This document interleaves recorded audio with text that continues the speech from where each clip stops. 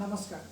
মাননীয় মুখ্যমন্ত্ৰীয়ে বাৰম্বাৰ কথাবিলাক ভিন্ন সময় ভিন্ন মত বদলি কৰি আছে। মুখ্যমন্ত্ৰীয়ে সকলোকে তেওঁ এটা বেলেগ দিশলৈ দৃষ্টি লৈ যাব বিচাৰিছে। মুখ্যমন্ত্ৰীয়ে কৈছে যে অসমত কয়লাই নাই।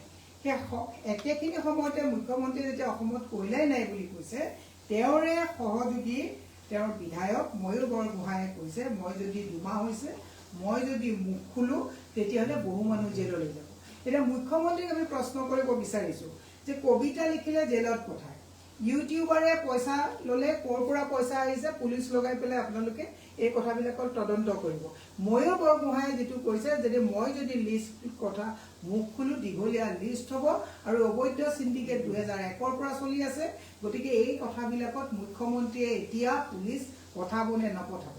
তাৰ আগতে দুদিনমান আগত অখিল গগৈ ডাঙৰীয়া সন্মানীয় বিধায়ক তেখেতে কৈছে যে মুখ্যমন্ত্ৰীৰ লগতে অবৈধ চিণ্ডিকেটৰ সুশান্ত বৰগোহাঁই, ধৰ্মেশ্বৰ কোঁৱৰ আৰু কাৰোবাৰ নাম কৈছে যে এওঁলোক মুখ্যমন্ত্ৰীৰ লগতে ঘূৰি আছে। মুখ্যমন্ত্ৰীয়ে যিহেতুকে লিডু, মাৰ্গেৰিটা, কাৰ্বি আংলং, ডিমা হাছাও এইবিলাক কয়লা সমৃদ্ধ এৰিয়া, এই এৰিয়াবিলাক তেওঁ কয়লা থকাৰ পিছতো তেওঁ কৈছে যে ইয়াত কোনো ধৰণৰ কয়লা অসমত নাই। তাৰমানে মুখ্যমন্ত্ৰীয়ে অসমৰ পৰা লিডু, মাৰ্গেৰিটা বা কাৰ্বি আংলং, ডিমা হাছাও বাদ কৰিলে নেকি? ই এক বৃহৎ প্ৰশ্ন। মুখ্যমন্ত্ৰী মহোদয়ে সকলোকে যদি অন্ধভক্ত বনাব বিচাৰিছে, সকলোকে যদি বুৰ্বক বা মূৰ্খ সজাব বিচাৰিছে, 100 গৰু মাৰিলে যেনেকৈ বাঘৰো মৰণ, মুখ্যমন্ত্ৰীও কিন্তু সেইখন জালত এদিন ফচিব। কাৰণ মুখ্যমন্ত্ৰীয়ে যদি ভাবিছে তেওঁৰ কেমেৰা, তেওঁৰ পুলিচ সকলোকে লগত লৈ যদি মুখ্যমন্ত্ৰীয়ে এই সঁচা কথাবিলাকক মিছা কৰিব বিচাৰে আৰু এগালমান তেওঁৰ অন্ধভক্ত ৰাখি যে সূৰ্য পশ্চিম ফালে উদয় হ'লেও হয় হজুৰ কৰা মানুহক দি অসমখন কোন দিশে লৈ যাব বিচাৰিছে। দ্বিতীয় এটা বৃহৎ প্ৰশ্ন মই এটা কথা ক'ব বিচাৰিছোঁ। অসমৰ ৰাইজক মই কৈছোঁ যে সন্মানীয় বিধায়ক ময়ূৰ বৰগোহাঁই ডাঙৰীয়াই যিটো অভিযোগ আনিছে, তেওঁ ৰাজসাক্ষী কৰি CBI তদন্ত দি এই অবৈধ কয়লা খননৰ লগত জড়িত ধুৰন্ধৰ দগাবাজসকলক, যিসকলে উজনিত এটা মানৱ সৃষ্ট প্ৰলয়ৰ সৃষ্টি কৰি মানুহক 20 বছৰ পিছুৱাই লৈ গুচি গ'ল, তেওঁলোকৰ ওপৰত তদন্ত কৰিবৰ কাৰণে একমুখে সকলোৱে মাত মতা উচিত। আৰু মই মুখ্যমন্ত্ৰী ডাঙৰক আকৌ এবাৰ আপোনাক কৈছোঁ, যিহেতুকে সন্মানীয় বিধায়ক অখিল গগৈ ডাঙৰীয়াই ধৰ্মেশ্বৰ কোঁৱৰ তাৰপিছতে আপোনাৰ সুশান্ত বৰগোহাঁইৰ ওপৰত অভিযোগ আনিছে, অভিযোগ তদন্ত কৰি নিষ্পত্তি নোযোৱা পৰ্যন্ত তেওঁ মন্ত্ৰিত্বৰ পৰা একচুৱেলি আঁতৰাই ৰাখিব লাগে। এইটো আমাৰ দাবী। তৃতীয় বৃহৎ প্ৰশ্নটো হৈছে মুখ্যমন্ত্ৰীয়ে কৈছে যে উন্নয়নৰ কাৰণে কাজিৰঙাত তেওঁলোকে ইক' চেনচিটিভ জোনটো তেওঁলোকে পৰিসৰ হ্ৰাস কৰি তাত তেওঁলোকে ষ্টেডিয়াম, হোটেল খুলিব বিচাৰিছে। কাৰ স্বাৰ্থ?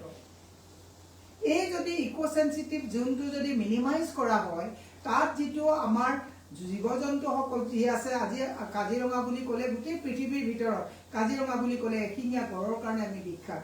হাতী আছে, গড় আছে, বাঘ আছে, হৰিণা আছে বা বনৰীয়া মহ আছে, বিভিন্ন ধৰণৰ তাতে পশু পক্ষী জন্তু আদি তাত পাবলৈ পোৱা যায়। গতিকে তেওঁ যিটো কৈছে যে সুপ্ৰিম কোৰ্টে যিটো 1 কিলোমিটাৰৰ কথা কৈছে, এই কথাটো দোহাই দি তাত তেওঁ হোটেল বনালে নহ'ব।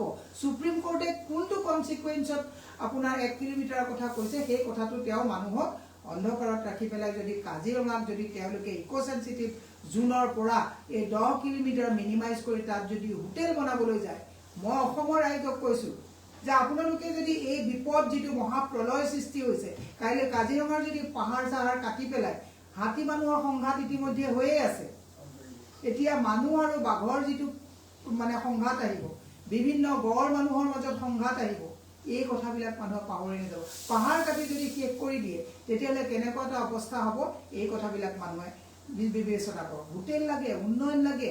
আমি কৈছোঁ যে আমাৰ ইক' চেনচিটিভ জোনটো ইনটেক্ট ৰাখি আপোনালোকে বেলেগ অঞ্চলত হোটেল বনাওক, বেলেগ অঞ্চলত আপোনালোকে ষ্টেডিয়াম বনাওক। এই কথাবিলাক অসমৰ ৰাইজে যদি এতিয়াও যিসকল তেওঁলোকৰ ছ'চিয়েল মিডিয়াত যিবিলাক মানুহ আছে, ছ'চিয়েল মিডিয়াৰ যিবিলাক মানুহে মুখ্যমন্ত্ৰীক অন্ধভাৱে সমৰ্থন কৰিছে, আমি এতিয়াও কৈ থৈ কৈছোঁ, আজিয়ে যদি অসমীয়া মানুহে নিজক বচাব নোৱাৰে, অসমত মানুহ ভগনীয়া নহয়, অসমত মানুহ ৱাছ আউট হৈ যাব। উজনি যেনেকৈ 20 বছৰৰ কাৰণে খতম হৈ গ'ল, এই কথাত পৰিৱেশটো কিন্তু কাজিৰঙা, নগাঁৱৰ পৰা গোটেইফালে, এইফালেতো গুৱাহাটী, এইফালেতো আছেই গোটেই। আপুনি দেখিছে গুৱাহাটীত আগতে তৰুণ নবীন নগৰত পানী হৈছিলে, এতিয়া সমগ্ৰ গুৱাহাটীত পানী হ'ল, কাৰণ অভাৰব্ৰিজৰ চমক মানুহে দেখিছে। অভাৰব্ৰিজৰ কাৰণে হোৱা মেছেকাৰবিলাক মানুহে দেখা নাই। ব'লক আমাৰ লগত ৰুক্মিণী গাঁও, আমাৰে বহু সহকৰ্মী খিৰিকী দি পানী গৈছে। ইফালেতো গুৱাহাটী, এতিয়া মানুহে গুৱাহাটীলৈ আহিবলৈ ভয় কৰে। 10 মিনিট বৰষুণ দিলে 2 ঘণ্টাৰ কাৰণে আৰ্টিফিচিয়েল ৱাটাৰ লগিং হয়। সেইকাৰণে মুখ্যমন্ত্ৰী মহোদয়ক এটা কথা কৈছোঁ, বিধানসভাত আমাৰ মাননীয় দেৱব্ৰত শইকীয়া ডাঙৰীয়াই এটা প্ৰশ্ন উত্থাপন কৰিছিলে ইলিগেল মাইনিং আৰু ৰেড হোল মাইনিঙৰ ওপৰত প্ৰশ্ন কৰিছে। আৰু 2018 চনত দেৱব্ৰত শইকীয়া ডাঙৰীয়াই এই ৰেড হোল মাইনিং আৰু ইলিগেল যিবিলাক মাইনিং চলি আছে, চিণ্ডিকেট চলি আছে, তাৰ ওপৰত তেওঁ পাব্লিক এটা ইণ্টাৰেষ্টত তেওঁ তাত এখন PIL কৰিছিলে আৰু তাক আজি তাৰিখত মান্যতা দিয়া নহ'লে।